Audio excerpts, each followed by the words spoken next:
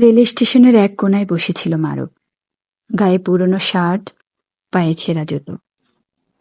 পাশে একটা plastic bag, তাতে ছিল দুটো পুরনো বই আর একটা কলম।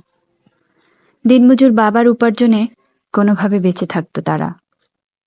বন্ধুরা যখন কোচিং করত, সে রেল স্টেশনের আলোয় বসে পড়ত।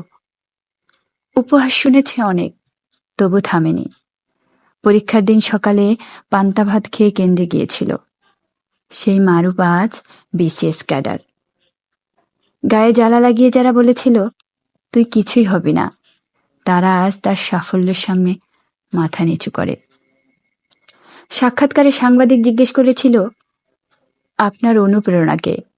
মারুফ হেসে বলেছিল, আমার ছেঁড়া জুতো, যে আমাকে মনে করিয়ে দিত আমি কোথা থেকে উঠে এসেছি। চেষ্টা যদি হয় আগুনের মতো, একদিন সমাজের সব বাধাই গলে যায়।